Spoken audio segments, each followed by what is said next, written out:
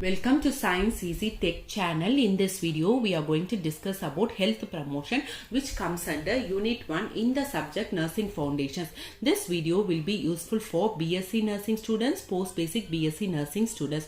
Before moving on to the topic, if you are new to Science Easy Tech channel, just take a moment to subscribe our channel and also to press the notification bell icon in order to get connected with our latest updates. Let's move on to the topic. Health promotion means a lot more than preventing illness. Everyone are thinking that if we are not ill, we are healthy. It doesn't mean like that. So you have to take all the activities which is going to promote your health, well-being and functioning to maximum level, that is optimum level. Okay, so to the fullest level you should be able to perform your functions, your well-being and your health status should be maintained. So what are all the activities you are going to do in order to promote your health, in order to increase your health? Everything comes under health promotion activities. So here health promotion focuses on adapting healthy lifestyle behavior. Suppose if you are going to follow a healthy lifestyle behavior, like what? Eating a well balanced diet, sleeping properly, taking adequate rest, avoiding too much of electronic addiction like mobile phones and all, no? Indirectly it is going to improve your health status. Okay, meditation, yoga, these are all healthy lifestyle behaviors which is going to improve your health status. So it is not only avoiding illness, but it is enabling the individual to improve his or her health. So Pender in 1987, he describes healthy promotion as being an activity that is considered with sustaining or increasing one's level of well-being, self-actualization and personal fulfillment. So self-actualization, we all know in Maslow's hierarchy of needs, self-actualization is the topmost in the hierarchy. So your self-actualization, your well-being, once you are having a healthy lifestyle, health promotion, you are going to achieve all these things, that is well-being, self-actualization and personal achievement or fulfillment. The concept of self-responsibility is important in health promotion. So if you are responsible for your own health. So if you are going to have that in mind, that whatever you are going to do, it is going to directly or indirectly it is going to affect your health. So you have to have your own responsibility towards your health. No one else can make a person healthy. So if you are going to eat properly, if you are going to sleep properly, if you are going to follow healthy lifestyle, you are going to be healthy. So if on behalf of you, some others cannot follow the healthy lifestyle. If you want to eat a well balanced diet, you have to eat. If your friends or if your relatives are eating, means it will go to them, not for you. Okay, so you are the sole responsible for your health activity. So you should follow all the activities which is going to promote your health, and all the activities which is going to hinder your health, that and all you have to avoid it. Okay, suppose smoking is not good for health. If you are going to smoke, it is going to indirectly cause many respiratory problems, lung cancer, like that and all. So you have to quit all those bad habits and you have to practice a healthy lifestyle. So before the full impact of illness prevention can be discovered, major changes are needed in healthcare delivery. So healthcare delivery, that is the government is taking various steps to cover each and every people, so that your health can be promoted and your disease can be prevented. So principles of health promotion. So there are so many principles of health promotion. We will see one by one. Taking responsibility of oneself is the key to successful health promotion. So what is the first principle? You have to have self-responsibility, as we have discussed earlier. That is to control unhealthy habits, beliefs and practices like smoking, alcoholism, risky sexual practices, etc., and to develop healthy practices like eating a well-balanced diet, regular exercise, sleep, etc. So understanding the importance of a properly balanced diet is very, very important. How much ever we are going to take nutritional supplements in the form of tablet also, it is not effective, because the bioavailability, what you are going to take by means of diet, is much more available and it will not have any side effects like that and all. Okay, so next is stress. stress. Now everyone is having stress in this modern lifestyle because you cannot prevent from stress because of these high-tech urban societies. So you should know how to manage the stress by using relaxation techniques, yoga, meditation, everything. Okay, so if you are stress is the cause for most majority 99% of the diseases are caused by stress or triggered by stress. A regular exercise program is very important for maintaining a healthy lifestyle or maintaining an ideal body weight and for to be active. Okay, so next is assertiveness, means standing out for one's own rights without violating the rights of others. So you have to be assertive enough, bold enough, where you have to say no, you should be able to say no. So you should fight for your own rights. Next, so these are all the principles which helps in health promotion. So first is self-responsibility. You have to have healthy lifestyle practices and avoid unhealthy lifestyle practices. Next is understanding the importance of a properly balanced diet. You have to get out of stress, motivate yourself, have some relaxation techniques, have recreation, exercise, meditation, yoga, etc. Then a regular exercise program in order to maintain a healthy lifestyle as well as an ideal body weight, because obesity is also a major factor for many disease conditions. Assertiveness means you are standing for your own rights without hurting or violating the rules of others or rights of others. Next, levels of disease prevention. You have so many levels of disease prevention, that is primordial prevention, primary prevention, secondary prevention and tertiary prevention. So we will see one by one.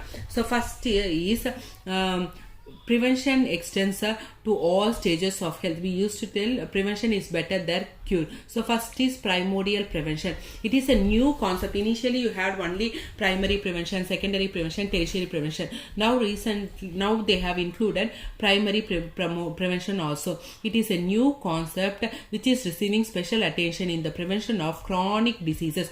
In primordial prevention, efforts are directed towards discouraging children from adopting harmful lifestyles. See, nowadays more children are electronically addicted to electronic gadgets like TV, computer, mobile phones and all. So at the starting itself you have to tell the ill effects of these things and you have to cut it out. For example, many adult health problems such as obesity. Suppose if the child is going to eat junk foods, that also you can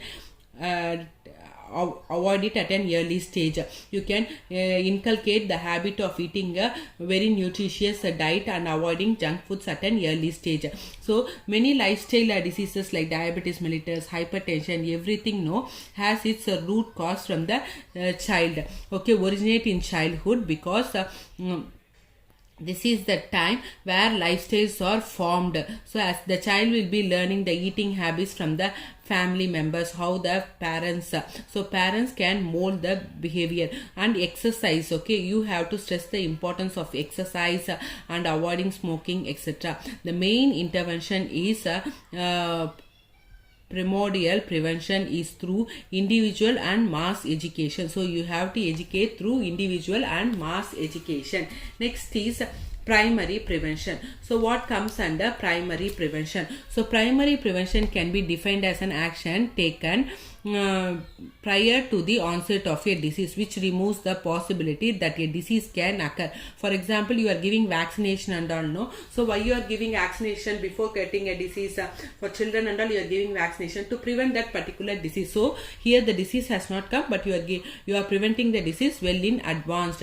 So some protection measures you are taking. Suppose primary prevention may be accomplished by measures designed to promote general health and well-being, quality of life of people, or by specific protective measures. Next is health promotion. So health promotion is what? It is the process of enabling people to increase control over and to improve health. So here you are making the individual to take steps to promote their health. So it is not only preventing disease, but it focuses on strengthening the individual. So that's why in corona epidemic also what they have told to have a healthy nutritious diet so that you may not able to get diseases. Once if you are getting the disease also, your body will be having the resistance power to overcome the disease like that and all. Okay, so next is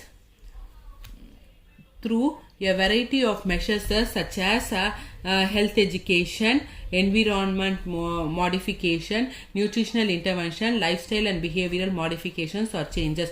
So health promotion behaviors: wearing a seat belt, safety helmets when you are driving a car and when you are driving a bike respectively. So eating well balanced diet, maintaining ideal body weight, refraining from use of tobacco, consuming minimal or no alcohol, obtaining immunization or vaccination, obtaining sufficient rest and sleep, brushing teeth regularly and getting dental care checkups, keeping such sun exposure to a minimum, using a hat when you are going outside and applying sunscreen lotions to prevent a heat stroke. So these are all some of the health promotional behaviors where you can prevent from diseases by following all these things.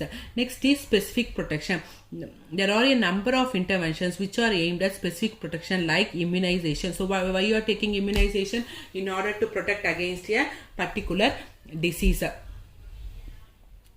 Okay, so the use of immunization and use of special nutrients, okay, specific nutrients. Suppose if you are deficient in iron, you will be supplemented with iron. Then chemoprophylaxis, that is suppose if cholera is coming, before that itself they will be giving some medicines, okay, to prevent the cholera. Okay, next is protection against occupational hazards. Occupational, when you are working in an occupational health setup, you are more prone for many occupational occurring diseases like pneumoconiosis, bagosis, silicosis like that. And so what safety measures you are going to take to prevent all those things is the in general environment. Example, air pollution, noise pollution and comfort and control of consumer products, quality and safety checks, everything can be done, okay, by Food and Drug Association, etc. Next is secondary prevention. In secondary prevention, it can be defined as an action which has the which halts the progress of the disease. So already disease has occurred, but it prevents the complications. Okay, so it halts the process of the disease, so that early diagnosis is very, very important. So once you have to identify the disease early and you have to give adequate treatment. So by this, disease process can be averted. You can identify it and you can treat it as much as possible, so before irreversible pathological changes occurs. Okay, what are all the things which comes under secondary prevention? So first is performing monthly breast or testicular examination to identify any breast cancer or testis cancer. Next is undergoing regular mammography, that is taking x-ray of the breast, having regular pap smear in case of any in ladies, no, you will be having in women. Pap smear test is done to identify any cancer, early screening test for cervical cancer. Next, prostate specific antigen in males. After from 40 years you should see the levels of prostate specific antigen, because prostate cancer is more common in males. Then obtaining bone density studies, so more bone mineral density for any calcium deficiency or any vitamin D deficiency, bones are strong or not, that you can identify it. Continuing regular glaucoma testing. Glaucoma is nothing but intraocular pressure, so any eye issues, eye problems, you can check it. Then undergoing testing for tuberculosis. So tuberculosis, diabetes patients means regularly you have to check blood sugar levels, and hypertension means regularly blood pressure monitoring. Then complying with the treatment program. Suppose any doctor has prescribed some drugs, means you have to follow that strictly. Then following cardiac rehabilitation program, everything is important. Okay, next moving on to tertiary prevention. Last is tertiary prevention, that is third level of prevention, can be defined as all measures available to reduce or limit the impairments and disabilities. See, already the disease has progressed, but to prevent the complications, okay, impairment or permanent disability, you have to do certain things, okay, minimize suffering and to provide the patient adjustment to irreversible conditions. It includes disability limitation. Already disability is there, but with the disability how they can function to the maximum, and preventing the progression of disability, rehabilitation. So all these things is very, very important. So this rehabilitation is defined as the combined and coordinated use of medical, social and educational and vocational measures. So medical rehabilitation, social rehabilitation, educational rehabilitation, and vocation means job. Okay, vocational measures for training and retraining the individual to the highest possible level of functioning ability. For example, a person has lost his extremity after an accident, means so now he has to modify his job. Before that he was doing some other job, means now how he can modify his job. Okay, so the education, everything, social, education, vocation, in all the aspects you have to rehabilitate the individual. Hope this video has given a detailed explanation about health promotion and levels of disease prevention. Still, if you have any doubts, feel free to post your doubts in comment section. I have posted many videos with related to nursing as well as nursing foundations and previous year question papers. Watch our channel playlist for more nursing related videos. Thank you friends. Keep supporting to Science Easy Tech channel.